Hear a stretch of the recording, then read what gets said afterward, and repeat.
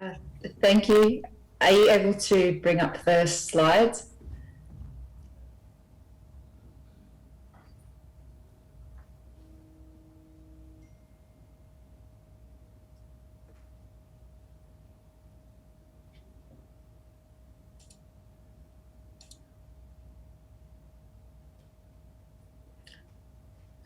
Thank you.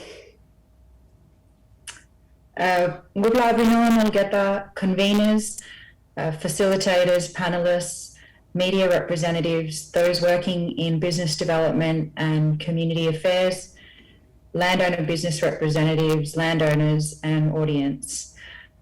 Na thank you through long Glenson Gila, na Larry and the Gali Igivitok Lomipla, long all landowner business. I'm a proud Bougainvillean Australian woman and PhD candidate at the Department of Pacific Affairs at the Australian National University in Canberra. I'm presenting virtually from Canberra. I acknowledge the Australian Aboriginal and Ngunnawal people, traditional custodians of this land, and pay respects to their elders past and present, and I extend that respect to any Aboriginal and Torres Strait Islander people attending today. I'd like to thank Professor Melam, the President and the PNG Chamber of Mines and Petroleum staff for giving me this opportunity to present my research on local business development associated with OTML. Since commencing my doctoral research in 2017, I've attended events organised by the Chamber, including 2 PNG mining and petroleum conferences. On both occasions, the Chamber generously allowed me to attend as a student, and several of last year's webinars. All these events have been very valuable. I would also like to thank OTML, in particular Moshe Wera, the current Managing Director and CEO, and his predecessor, Peter Graham, and the Economic Programs and Community Relations Department staff. The Economic Programs team is the business unit that provides support to local contractors. OTML supported this research from the outset, and I'm very grateful for their openness, generosity, and progressiveness. They have been wonderful to work with. Finally, it is an honour to be presenting at a workshop with Richard Jackson as one of the conveners.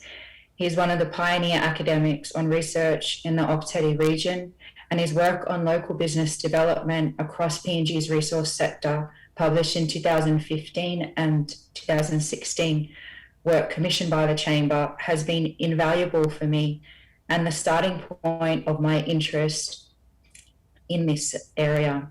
Next slide, please. I'll provide a snapshot of my doctoral research in this presentation, beginning with the background and field research, followed by some new discoveries. I'll then conclude with identifying potential areas for further research that could benefit landowner companies and the resource industry. Next slide, please. My thesis research is important because we want to see resource-affected communities benefit in the long term from local business development. As noted by Bainton and Jackson in their 2020 paper on local resource companies resource companies invest in local business development with the expectation that eventually this investment will translate into forms of economic activity that will survive or be sustainable beyond the life of individual projects. One of the questions I ask in my research is, what factors do research participant groups believe contribute to the success and sustainability of local landowner companies? Sustainability in my research I define as, along with following Jackson's definition, a sustainable business is one which has the potential to outlive the project that gave rise to it, or alternatively, to last until such time as its owners voluntarily close its operations, and or benefits the business generates can be and are invested in activities which continue to generate further benefits. Mining companies over the last 40 years have either fulfilled or exceeded their statutory requirements under their mining development contracts and other agreements set for business, employment, and training. However, we know from published evidence that landowner businesses face many challenges, and their current capacity to provide long-term benefits to project area landowners is limited. For the most part, benefits generated by local landowner companies consistently fail to reach the intended recipients, project area landowners. And secondly, many landowner companies currently lack the capacity to continue beyond mine closure and will therefore be unable to deliver the intended future benefits for the community. So my thesis explores the gap between resource company expectations and the results in these areas. Research shows that local business development contributes to a mine's indirect employment, as has been discussed by previous speakers, and some scholars argue that these benefits may be several times larger than benefits from direct mining employment. In fact, a 2016 Chamber report estimated that the extractive resource industry creates between 4 or 5 additional jobs for each job directly or indirectly linked to the work of exploration, construction, and extraction. And in 2020, it was estimated that local landowner company employment in mineral resource projects was around 15,000 and another 6,000 in oil and gas projects. These high employment figures indicate the potential flow-on effects these companies can generate in the local community. I chose Ok Tedi Mine as the focus of my research for 2 reasons.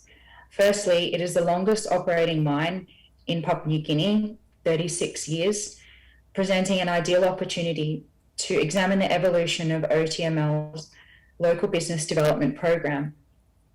Secondly, as one of the largest mines in Papua New Guinea, OTML has a dedicated department responsible for assisting project area landowners and has more resources available to support local business development than other smaller operations.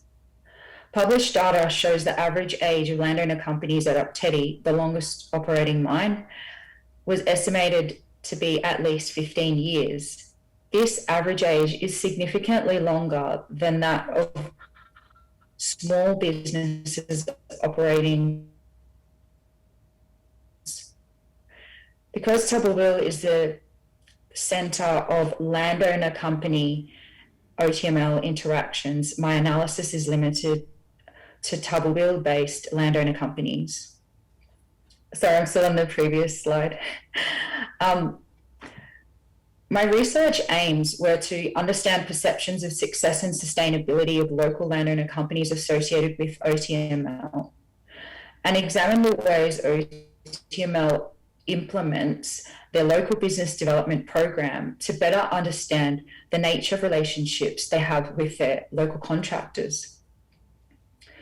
Relationships with OTML have been crucial to this research. In 2017, I approached OTML with my request to conduct my doctoral research there, and my research trip was approved shortly thereafter. In late December 2017, I visited Tubbulville for the first time to conduct a short scoping trip. The scoping trip allowed me the opportunity to develop relationships with the 4 participant groups I hoped would participate in the research: OTML staff, local landowner businesses, provincial and local level government officials, and landowners from the 6 mine area villages. Following the scoping trip, I then conducted 4 months of fieldwork in mid-2018, staying on site in camp accommodation, and was provided a base to work from at the offices shared by the Economic Programs and Community Relations team. The research was qualitative in nature. I used an organisational ethnographic approach. Over a period of 4 months, I collected qualitative data from over 40 participants from the 4 stakeholder groups through semi-structured interviews and focus groups. I also observed daily interactions between OTML staff and landowner business representatives to understand these vital relationships. The aim of my methodological approach was to obtain views from a cross-section of the community on their perceptions of success and sustainability. In addition, landowner company data was accessed from the IPA's online register, and I also gathered additional historical data about OTML. It is important to note that the available data on the state of local landowner companies associated with resource projects in PNG, whilst thorough in Jackson's 2015 and 16 report, is still incomplete, and it is hoped that my and further research will contribute to knowledge in this area. Next slide, please.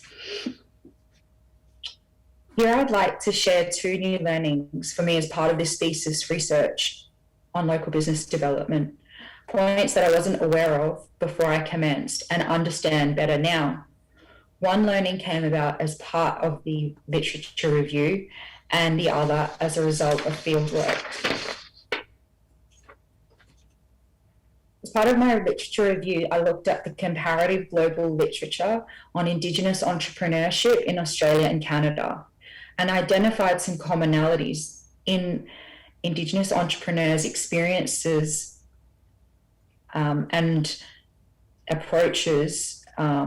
This review was to provide a foundation to see how other Indigenous peoples address challenges in this area, specifically in the extractive resource context, and how this could apply to the Papua New Guinean context. Before doing this research, I didn't have a clear idea of the range of issues Indigenous entrepreneurs faced in commencing business in the first off-road in Western countries. Operating mining projects tend to take place in geographically remote areas and so face different and additional sets of challenges, including geographical isolation, access to capital, limited markets, socioeconomic factors, and whether the business is mine dependent.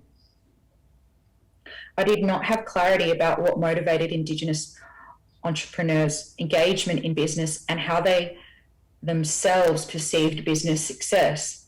In addition, I did not know about how SMEs associated with resource projects manage to exist and operate in often very remote areas. Indigenous entrepreneurship is different from non-Indigenous entrepreneurship because Indigenous people often come from a disadvantaged position. In addition, their agenda is not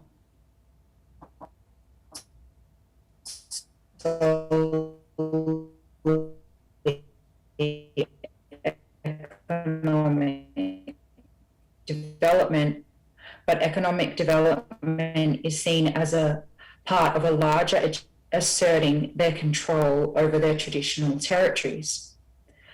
And to commence business from a position of disadvantage compared to non-Indigenous entrepreneurs with less capital resources and nominal established commitment. Papua New Guineans have never felt the loss of land to the same extent as other Indigenous people or colonised nations, such as Australia and Canada, where the Indigenous population is a minority.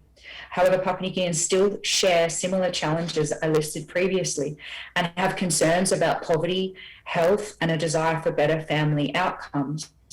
And Papua New Guineans engage in business as a means to address these concerns.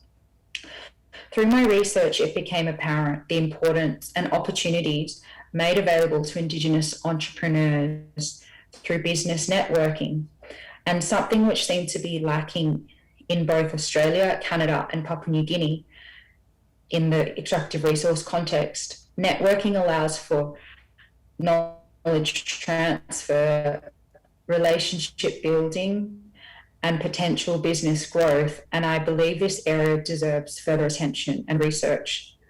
Good progress has been made in Australia in this area through several initiatives, and similar initiatives could be considered by the PNG extractive industry.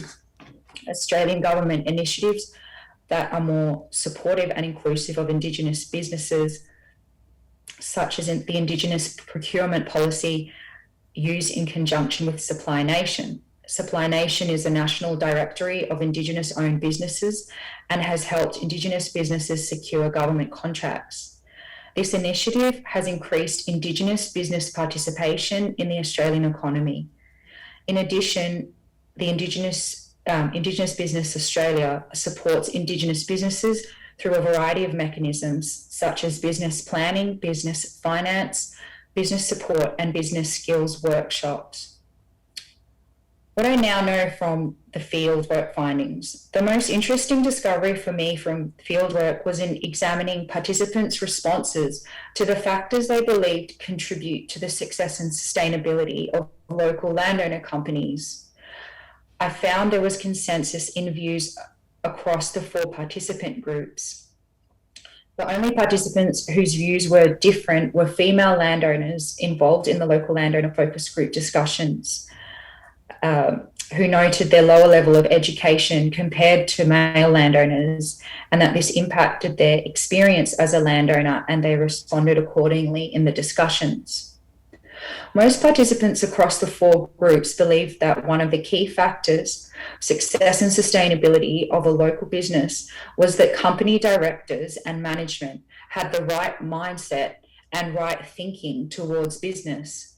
These foundational elements were mentioned in relation to things such as financial management and investment, effective management, board management relationships, diversification or expansion options, staff training and development, board communications on dividend payments, and decisions around contributions to the local community.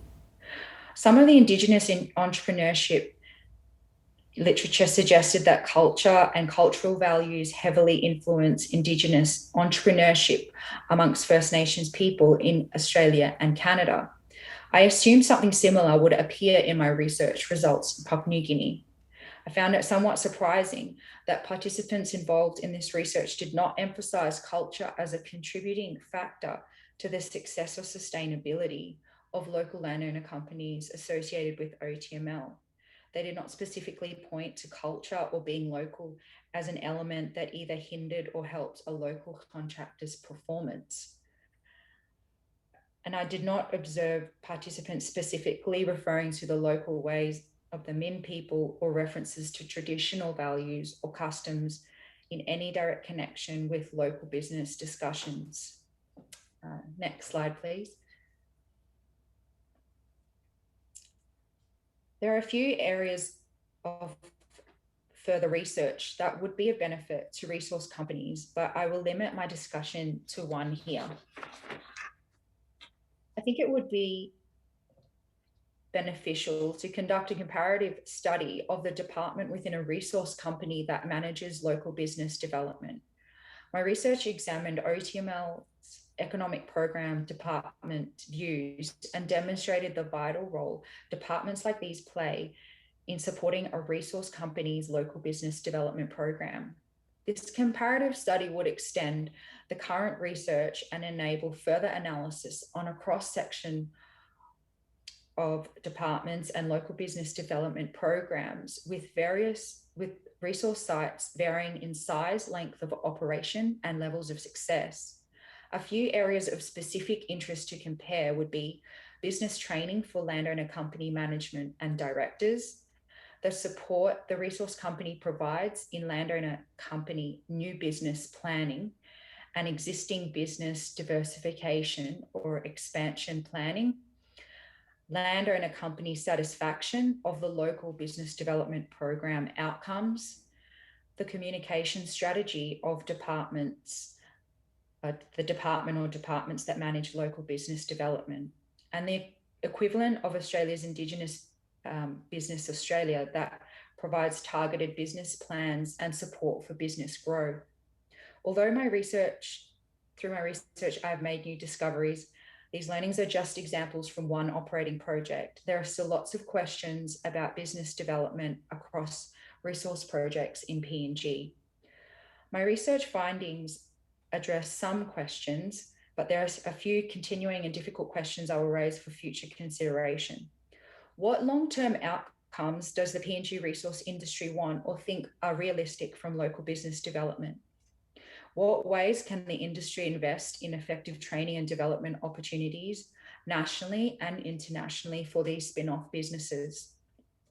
Next slide, please. This doctoral research is only part of my long and continued interest in the area of community engagement. I'm in the final stages of my PhD journey and am available to assist and contribute to any projects in this area in Papua New Guinea and Australia. I want to continue to work in this area, and I look forward to any questions or feedback today. Alternatively, please feel free to contact me on the email address detailed in the slide. Thank you, ladies and gentlemen, and thank you again to the Chamber. It has been wonderful to be part of this workshop. Thank you.